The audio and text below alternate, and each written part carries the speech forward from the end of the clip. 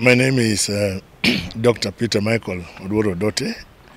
I work for the Kenya Marine and Fisheries Research Institute in Mombasa. The Kenya Marine and Fisheries Research Institute, abbreviated KEMFRI, is a national research organization. And one of the areas we cover is community projects as much as possible, so that our research is not lofty but serves the people on the ground. Right now we have a project under the acronym is called Eco-Food. It is a project sponsored by the European Union to look at 3 value chains which can end up supporting livelihoods of local communities.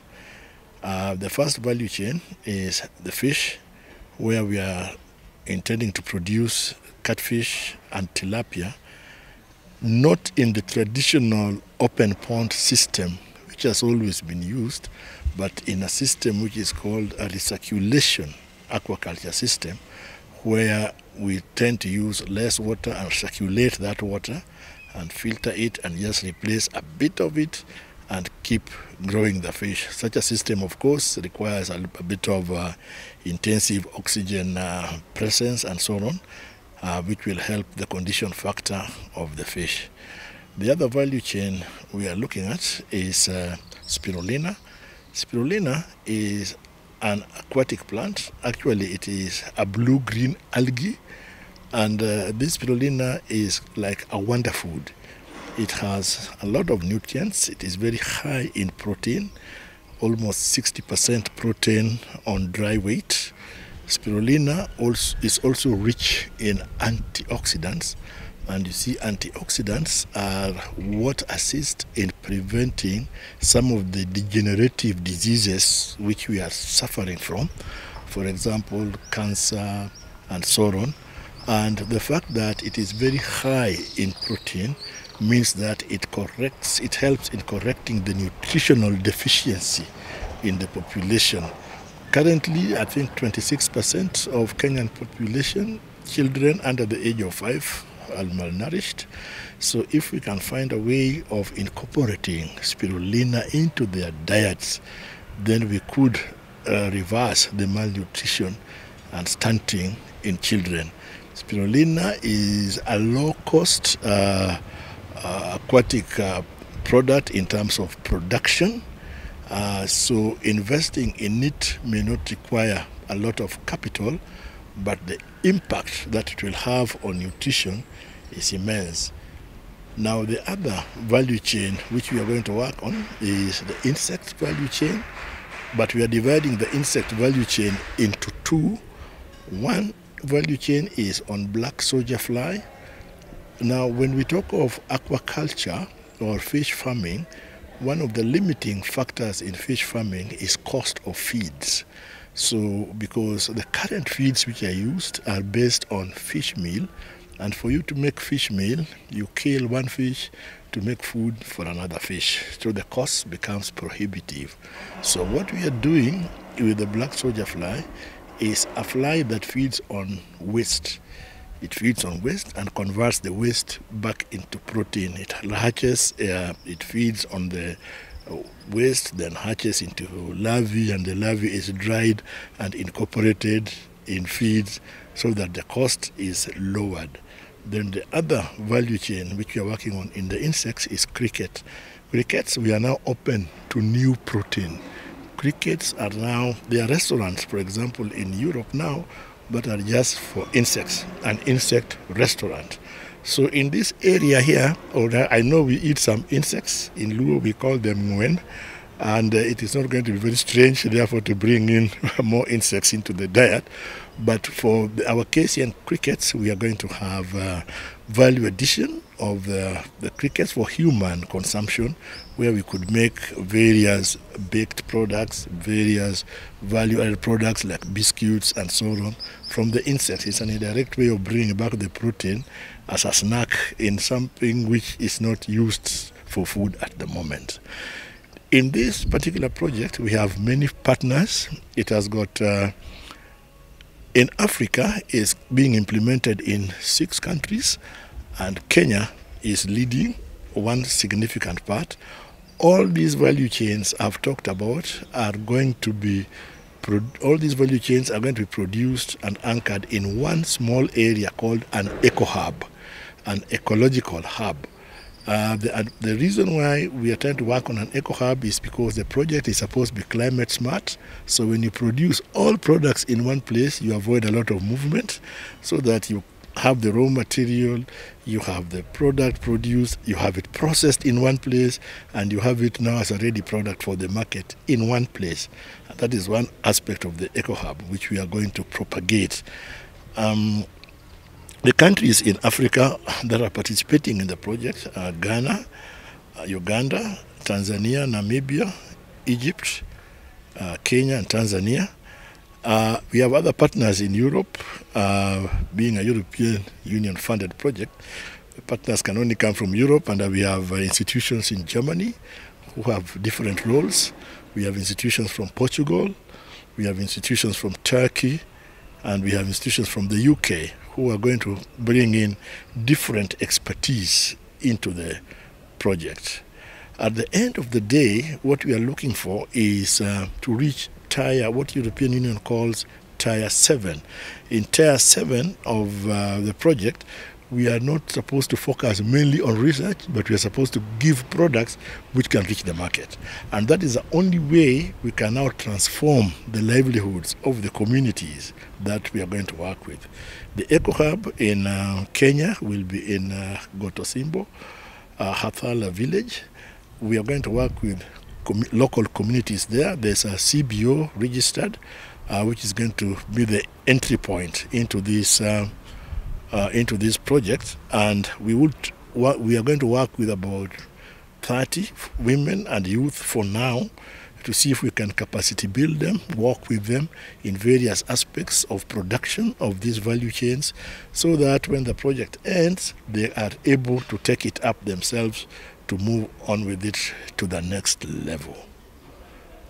In Kenya, we are just going to have one pilot eco hub, the one I've mentioned. Now, the whole idea is if it succeeds, and when it succeeds, not if it succeeds, I think, we are going to see if it can be replicated in many constituencies, so that it can create improved livelihoods, improved nutrition, employment, and so on for our youth and women. Because right now, we have to create self-employment and income for most people. The slogan we are moving on here with is, it is either money in the pocket or food on the table. This project is supposed to last for 3 years, so it is running this year, and 2025 and 2026. And we hope that at that time we shall see that there is enhanced capacity. There are new products, especially spirulina, which is low cost, and we hope that for sustainability we will have satellite farms from various community members now trained and with ability to produce spirulina in their backyards. Of course, we shall train on fish farming and so on, and see who can adopt, but our intention is to see that these products are in the market and these products are serving local communities. As I said, the project is supposed to be climate smart. So we will try to use any method that is favoring climate smart tendencies. So we talked about prefab material. Prefabricated material is modular buildings which you come with, they're already made elsewhere. What you do is to provide a platform for it, for the building to be put, so that in a very short time you've put up your structures. And then we talked of the ponds, the fish ponds.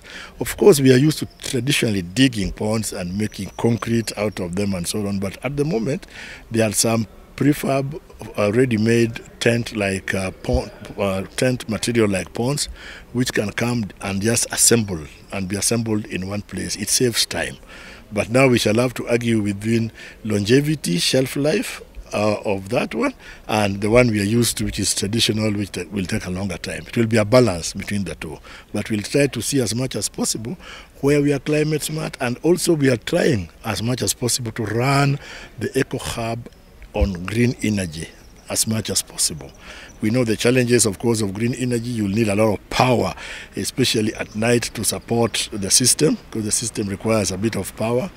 But if we see how we can invest more in the lithium batteries, which can store more power, then when the grid is off, we can use power from the stored from the solar system. The project sum for Kenya is about 600,000 euros, and that includes a series of items to be purchased. And also, I should mention that the project has got partners within Kenya, like Jomo Kenyatta University of Agriculture and Technology, playing a role. They are bringing in their expertise in nutrition and insect culture, especially the crickets. The other partners are ISIPE. ISIPE is here to bring their expertise in the black soldier fly. We have Peche Foods and an NGO called Tekafili. They are coming up with the baked products from the various insects that we have, and the spirulina and so on, the value-added products. Then we have Peche, which is the other institution? FSPN, yeah, because most of the projects that we do must have a human face. So these are the socioeconomists who will handle the socioeconomic aspects of the project. So I must have mentioned 5 institutions without leaving 1 or 6. We have mentioned Kemfree, JQuat, ISIPE, FSPCN, Peche Foods, which is working with spirulina. Each institution is bringing a unique expertise. Kemfree is bringing the expertise on fish farming, catfish and tilapia culture, and spirulina. And then JQuat is bringing in expertise in cooling and drying technologies, as well as insect research. ISIPE is bringing insect research expertise. FSPCN is bringing expertise on socioeconomics. And Peche Foods, Tekafili, is bringing in value addition using baked products and so on. So it's a matter. That is the Kenyan component. Then the other institutions outside Kenya are also going to contribute their own expertise into the Eco Hub. Local community that we are entering through, and from there, and we are going to see as it works out, awareness creation will start being made from the base at the Eco Hub coming outside. My name is Kababu Margaret. I work with ISIPE. ISIPE is the International Center for Insect Physiology and Ecology. We are a center of excellence in insect science, basically involved in doing research in insects. One of the things that we do, we have been involved in working with insects that can be used for food and feed. So there are different categories of insects that can be used for that purpose.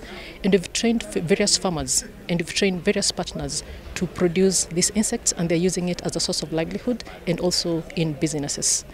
In this project, we are basically involved in the production of edible insects, that is the cricket, and they're also involved in production of the black soldier fly. The cricket will basically be used for production of human food. So once the cricket has been reared, one of the major issues that people have with consuming insect is that they find it, some people find it scary, some people also fear insects, and some people have that disgust factor. They think eating insects is not very appealing. So for that reason, we'll also develop products that are fortified with insects in order to encourage the uptake of insects. One thing about insects is that they're very rich in nutrients, so they can help in enhancing human health and also in improving our nutrition. It can also help in limiting malnutrition, especially in children. And then the other thing is that it forms a source of livelihood for people who are involved in its production. When we look at the black soldier fly, it's one of the insects that is mainly produced for feed. The black soldier fly feeds on waste. So it's also important in breaking down waste materials. It can be fed on vegetable wastes, fruit waste, market waste, kitchen waste, and all different types of waste. What they do is that they break down that waste into manure. That manure can be used in formation of organic fertilizer that is then taken to the farms for crop production. Then the other thing that you get is that you get this protein biomass that can then be used in production of animal feed. One of the things again that we know is that at the moment we use fish meal and we use soybean meal in production of animal feed. But then the fish meal is very expensive. The soybean is equally very expensive. But black soldier fly comes in as a rich source of protein that can be used as an alternative in the production of animal feed. It's been tested in the lab, it's been tried by different people, but now we are bringing it to the community level so that the communities can also be involved in doing that. Then they can use the produced feed in feeding their livestock, and other than that, they can also market it to other people. There are so many edible insects or insects that can be used as feed. I know when you're growing up, you must have tasted locust somewhere. The other insect that is commonly consumed is the termites. I am sure you've heard about termites. The only thing is that of all those many species of edible insects that we have, there are actually 2,000 species. More than 2,000 species, and in Africa there are like 500 species that have been documented. The only thing is that domesticating them is the issue. But one that has been successfully domesticated under laboratory conditions is the cricket. And there are different species of cricket. It's not just one species. That is why it's the one that you commonly hear about. But other than cricket, there are other edible species that are used as human food. And most of them are actually collected from the wild. But for cricket, it is easy to domesticate. It has a very short life cycle. And then the turnover rate is also very high. So individuals can produce them on their own easily, and they're able to utilize it as food also in a very easy way. They can also use it by themselves to fortify some other food products. That is what makes it extremely marketable. Or that is why you keep hearing about cricket, cricket, cricket, and not the other insects. Yeah. It's been tried in the lab, and we've seen that it works in the lab. At the moment, there are different organizations that are involved in production of crickets.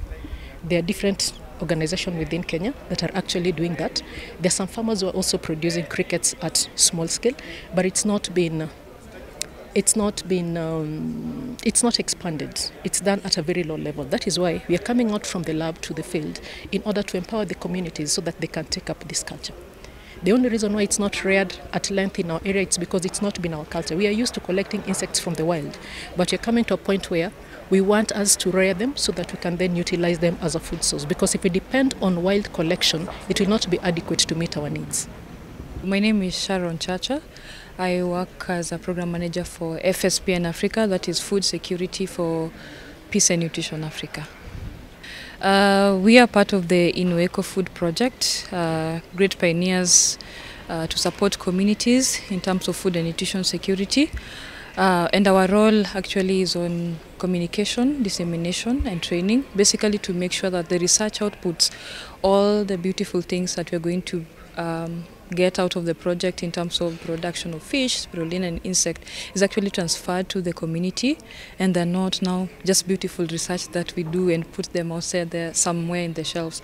So our role here leading the work package 8 is to ensure that we translate all the research outputs to the community and to ensure that there's food and nutrition security as well as income sustainability for the project, particularly for the rural farmers, the youth and the women, and also how we can maximize digital technologies, not just for training, but also ensuring market opportunities for them as they produce these products. So that at any given time, water does not have ammonia, it does not have excess nutrients, and there's always steady supply of power. So when we are getting into this one, you should already be aware that you have to be very careful, but you don't start with 10 or 12. You start with a few and then get used to it and grow. If you start with a lot of problem, then you're lost. Okay? Then finally, each last pond, the most will be 50 cubic meters in size, and we are targeting a stocking density of 5,000 fish each, weighing 500 grams after 6 months. It's easier that way. And then the ponds, therefore, if you estimate production from those ponds, if there are 20 ponds, at the end of the project or what we are targeting is to have about 15 tons of fish in the system. So it is just an advantage to work with them. We believe we start with a few, then we can prepare them. Okay. If you look at the RAS supplying complete RAS system, what has happened now is China and the Finland there. You don't have to go digging ponds. They just tell you this is the RAS system. Where do you want us to put it? Here. That's all. So it saves time, but it's a big thing. You must remove the toxic part and you convert it to the non-toxic part. That is how it is. And that's how the RAS works. And a typical RAS budget If you run purely on electricity, we will talk about further. This is the height of the system. They give you 100 liters to provide the platform. Then they give the system. Okay? So this is how we can grow our system and so on. This is what is sometimes it is very vague. So it saves a lot of time. We should then on living this.